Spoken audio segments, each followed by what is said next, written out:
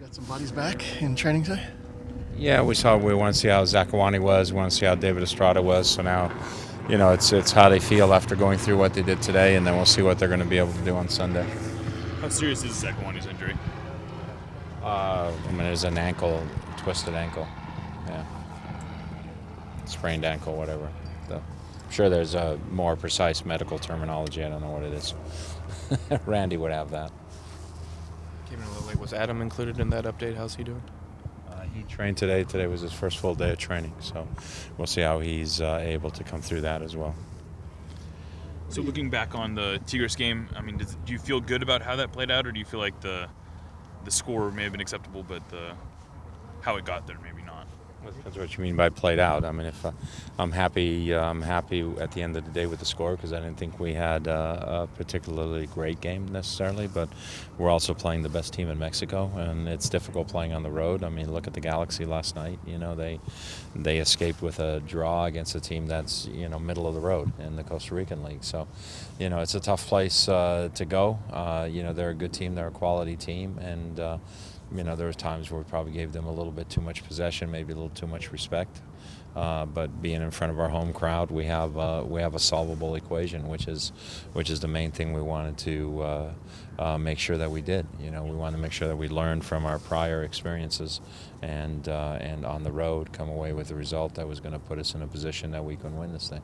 After seeing film, were you okay with the non-offsides call?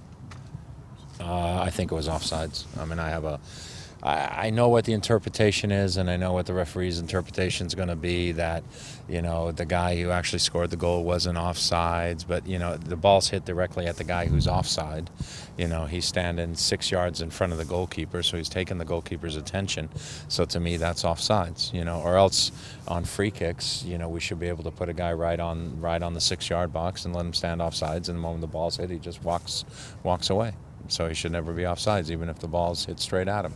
So, it's that part of the offside rule that I, as a coach, have a little bit of an issue with as to how that gets interpreted. I think when the guy's in that deep, when the guy's in the 6-yard box, whether he's the guy who actually touches the ball or not, the defense is focused on him.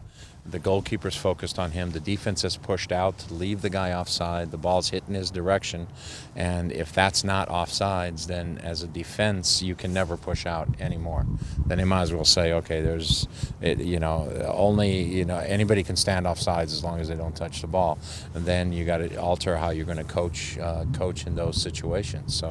So to me, it was offsides mainly because of where the ball was hit. It wasn't like I saw another game, might have been the Galaxy game, where there's a long ball hit down the wing and the player in the middle is offsides, and he just doesn't go for it, but the ball's 35 yards away from him, and then the winger runs onto it. So my last refereeing soliloquy, and the whole part of that is even the guy who ends up scoring the header then is really offsides at the time of the first header, but then they say it hits the goalkeeper, so it's a new play. Well, if he hadn't been standing in that offside position, he wouldn't have got to the ball first. So didn't the offside position give him a benefit? But then you're saying, no, it's a new play because it hit off the goalkeeper. Well, again, to me, that's a very debatable area. But I understand the rule. So do you feel the rule should be changed, or do you feel that the linesman made the wrong call? Or do you think he made his call based on the rule as he interprets it? I think the player drew the attention of the defense and the attention of the referee, and therefore and the goalkeeper, and therefore it should have been offsides. I mean, the ball was hit too close to him for him not to be part or in that, whatever you want to call it. I don't know if they call it the sphere of influence, or he's in that area, So that's the way I thought the rule was interpreted. So if they're going to interpret the rule differently, then I think they need to let everybody know, and I think it changes how you defend. Do you have anything? I mean, are you also frustrated that Spurning makes that first save, and then there's no defenders there to follow the play? Well, they're all thinking the guy's offsides. I mean, so they're just waiting for the flag to go up. So. I'm not going to scream at them at that point. It's like, okay, you can say, well, they should have played on. It's like anything. I don't know. I was going to try and think of a good example. I can't really, but it's like you always assuming that something bad's going to happen. So you never go anywhere because, well, I can't leave because something bad's going to happen. So I can't ever leave. So now saying to your defense, well, you should have came back because you should have assumed there was absolutely no call going to be made. Well, then maybe I shouldn't have pushed out, coach. I should have just stayed where I was because no call is going to be made. If I have to assume the worst case scenario, then I become frozen. Not just this last game, but the first two. What are you kind of making of your attack so far? I mean, obviously we haven't scored. I mean, I can read the score line as well as anybody else, and I think against Montreal we created a couple opportunities. Even against Tigres, I think there were a couple of good opportunities that we had. Lamar had a good look in there. Eddie had a good look with his left foot, where he got in. There was another play earlier in the half where the cross was just mishit in the first half. That could have been a much better situation for us. I think Kasky got in deep and the ball was overhit to him on a cross where it could have turned into a situation. But we haven't been dangerous enough consistently. And we need to have effective play from in the wide areas of the field as well. And I don't think we've been as effective as we can be. But we're still getting our rhythm and so forth. And it'll get better. What will you be looking for from your attack to break down this back line? Yeah, we just have to. We have to do a better job of possessing the ball. So if we possess the ball better, hold on to the ball more, we make them adjust us a little bit more, I think. So that's one thing. And the second thing is we have to do a better job of putting pressure on them, and so we have the opportunity to recover the ball. How much of an advantage is it bringing the second leg back here to Seattle just down a goal?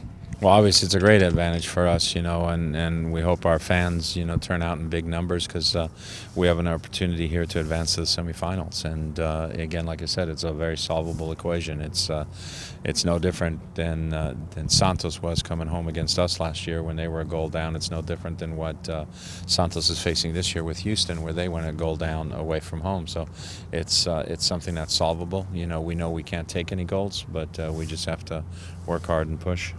What do you think of Michael's performance on Wednesday? I thought it was good. I thought it was good. I mean, I think a lot of things were straight at him. I thought he made a good reaction save on the one that resulted in the goal. Obviously we covered for him on that one early, but that was a breakdown to allow them to get into that position. But I thought he's been solid. What did you see in the combination of John and Jimmy in the back line? I thought it was all right. Again, it's Jimmy's first game. I mean, you look at our back line. I mean, it's not like those guys have had years together at this stage. So every time it's a little bit different combination. We decided to go with Zach at right back. But I was pleased that DeAndre got into the game and got some minutes as well and got his feet wet in that environment. But I thought Jimmy for his first game did well, and I thought their understanding was pretty good. Did you not see out of Bobby Elisodade in his time here? But I think obviously the ACL injury made it difficult for him in terms of finding his groove again and recovering, and we just felt with some of the options that we had, that he wasn't going to necessarily get ahead of them, and so give him an opportunity, to possibly catch on with the team, even if it's in the NASL or USL Pro.